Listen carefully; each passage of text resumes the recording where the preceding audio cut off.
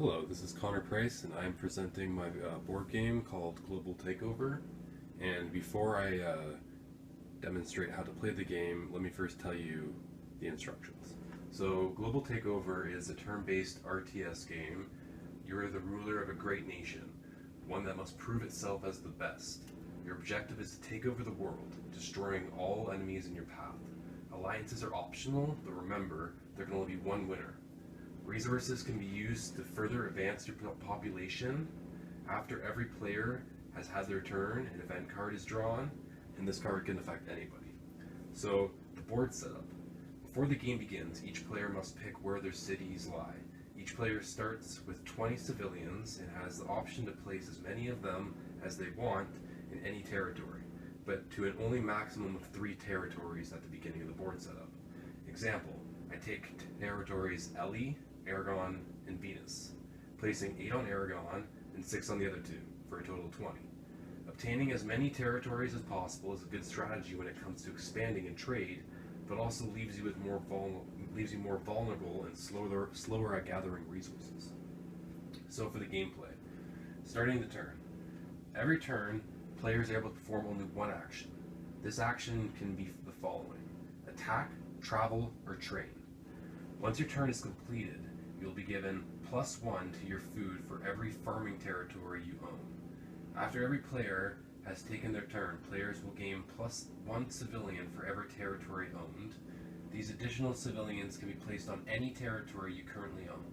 Finally, to conclude that series of turns, an event card is drawn, and that is drawn after every single player has had one turn in that series. And these event cards can be good or bad. Some examples are Rainstorm, which is a food bonus, Forest Fire, which is a food shortage, Tsunamis and Earthquakes, which kill certain populations on certain territories, depending on the one that's drawn. And then there's the Roaming Dragon, and this is the rarest of event cards. There's only one in the game in all the cards, and I'll explain more about that later. So, choosing what to do on your turn. So, if you choose to attack, you may only attack other player controlled territories which are touching your controlled territories, with said touching territory. This means that you may only attack with as many civilians as you have on one individual territory in a single turn. So think carefully before attacking and move as many troops to that territory prior. Once you've decided to attack, you will choose how many troops you wish to attack with, but you must leave a minimum of 1 on your territory in order to attack. When fighting, the player who has the highest attack power wins. Attack power is calculated by rolling dice, without varying amount varying on civilian counts on said territories that are being defending and attacking. So you always roll at least 1 die and an additional die for every 10 civilians that you're attacking with. Finally, that total will be added to your civilian count, and that is your attack power.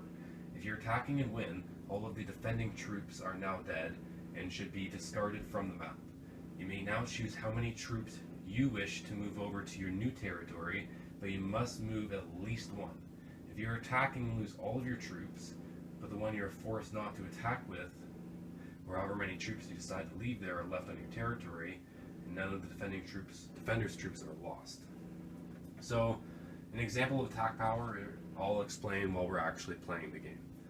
And so for travel, you're only able to travel from one territory, but you may travel to multiple territories in a single turn, up to a maximum of 3. When choosing to travel, you must decide how many civilians you want to send. While traveling through new territories, you must always leave a single civilian there, declaring this as your new territory. You cannot attempt to travel through enemy territories also. You must instead go around. So, and if you choose to train, which is the last option of what you may do on your turn, is if you choose to train, you'll gain +1 civilian on every territory that has 5 or more civilians, and +2 civilians on every territory that has 10 or more civilians. If no territories have 5 or more civilians on them, then you will gain 3 civilians, which you may place on any of the territories you already own. By spending food, the amount of civilians trained is doubled, which means if you choose to train, one food can get you an extra training civilian on that place. So now for the last thing is the dragon. The dragon is a rare event card, only single in the deck, as I said. When the dragon is drawn, it's placed on Mordor. At the end of everybody's turn, players take a turn rolling the die to move the dragon. The dragon starts facing north and can only move in the direction it's facing, beginning that turn. This means when it's your turn to roll the die for the dragon, you choose the direction it's facing and then you roll for it. When the dragon comes across a territory that is occupied by a player, the player has no choice but to fight. When fighting a dragon, all civilians on the player's story must be used. Dragons have a constant attack power of 30 and are fought the same way actual fighting works. And basically to win the game, you must be the only remaining ruler, no survivors, and no mercy. So now I will demonstrate how to play at least 2 turns.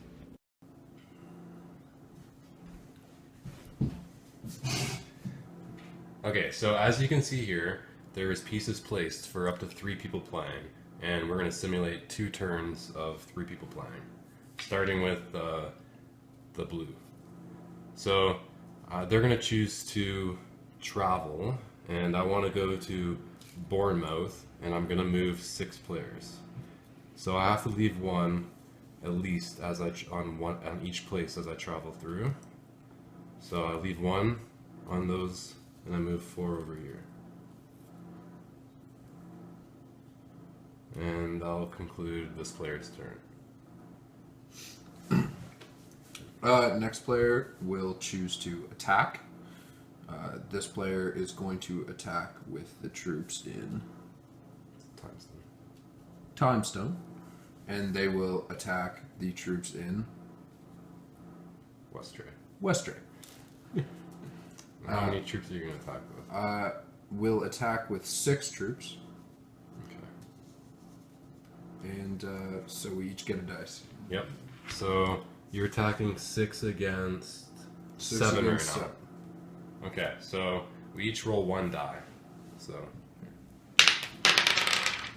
Alright, so we got a 2. I rolled a 3, and Phil rolled a 2. So the pink team that was attacking with 6 has an attack power of 8 now, because 6 plus the roll of 2. And the defenders have an attack power of 7 plus 3, which is 10. So the attackers lose, which means they lose all the troops they attacked with. Okay. So now there is 6 troops that are lost from them.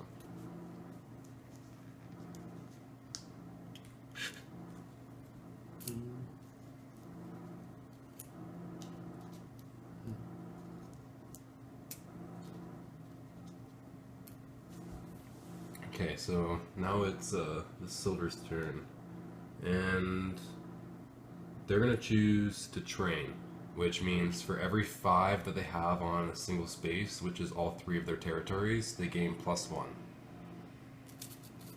So.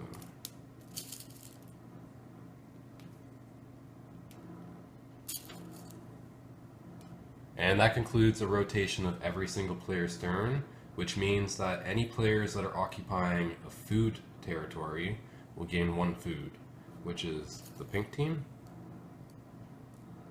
with Timeston, and also the pink team with Venus, the blue team with Lancaster and Bournemouth, and Andover and Ekron too, and the pink team, and the silver team with Westray, and that's all for them.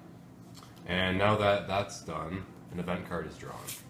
So here we got an earthquake card. The description is: an earthquake has just occurred. Any player who is occupying any of the following territories will lose half of their troops on said territories. So Tow and Aragon lose half of their troops, which means that 4 of these guys are gone. And Tow, nobody is owning Tow right now. And that is 1 turn. So, second turn starts with the blue team. Blue team, you want to play for them? Sure. Blue team Blue team is going to attack silver team from Ekron. And they're going to attack with 6v4 on the silver team. Okay. So you win.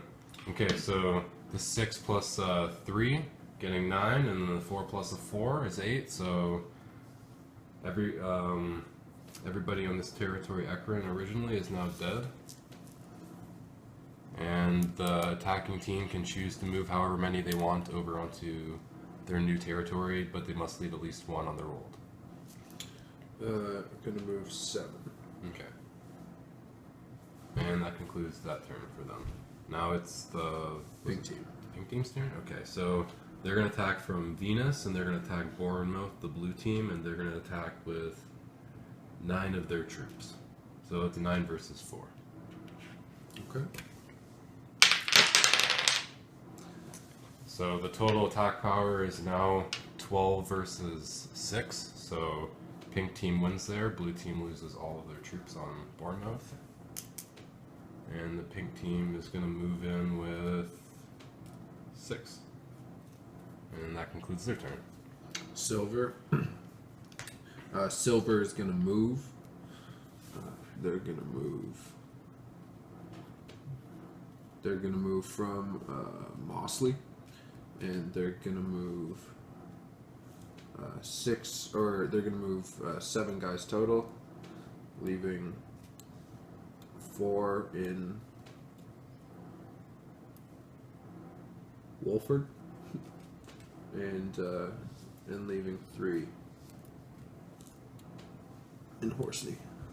Nice. Okay, so that would conclude the rotation of everybody's turn. So the blue team now occupies 2 food territories, so they would gain 2 more food. The silver team occupies 1, so they would gain 1. And the pink team occupies 3, so they would gain 3 for that turn. And then another event card is drawn. So this is a rainstorm card. So a rainstorm has just started up in Lancaster. If any player is occupying said territory, gain +3 food. The blue team is occupying this territory, so they would gain +3 food. And that concludes 2 rotations of gameplay.